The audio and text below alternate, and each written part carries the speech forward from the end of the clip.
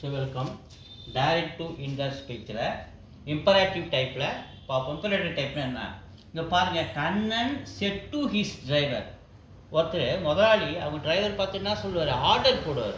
So அந்த மாதிரி வர சென்டென்ஸ் தான் நம்ம சொல்கிறோம், imperative sentence நம்ம சொல்கிறோம்.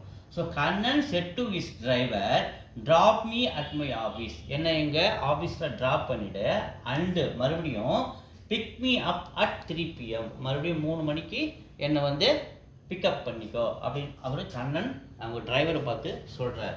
So Kannan said to his driver, Kannan அவங்க டிரைவரை பார்த்து ஆர்டர் பண்ணுறார். நம்ம என்ன சொன்னோம், ஆர்டர் அப்படின்னு நம்ம இதை செட்டுவை மாற்றணும், ஆர்டர் மாற்றணும். கமா இன்வெர்ட் கமா எடுத்துட்டு கண்டிஷனோடு நம்ம என்ன பண்ணோங்க, 2 போடணும். கண்டிஷனோடு என்ன பண்ணணும், 2 போடணும். Drop me at my office, என்ன விடுன்னு சொல்கிறாரு. அப்போ நாம் சொல்லும் போது அவரை அப்படின்னு சொல்லும்போது ட்ராப் ஹிம், அவனை, அது அவரை. அட் ஹிஸ் ஆஃபீஸ், மை வந்து his office. And big me, என்னை மறுபடியும் பிக்கப் பண்ணு சொல்கிறேன். நாம் சொல்லும் போது அவரை பிக்கப் பண்ணணும், பிக் ஹிம், அவரை. அட் 3 PM அப்படி நம்ம இதை இன்டைரக்டாக மாத்திரம் எழுதணும். பாருங்கள், Kannan said to, ordered, driver பார்த்து ஆர்டர் கொடுக்குறாரு, ஆர்டர் போறார். Ordered his driver,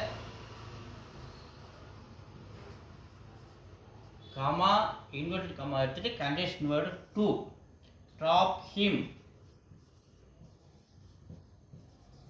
his office, அவருடைய. Drop him at, drop him at his office.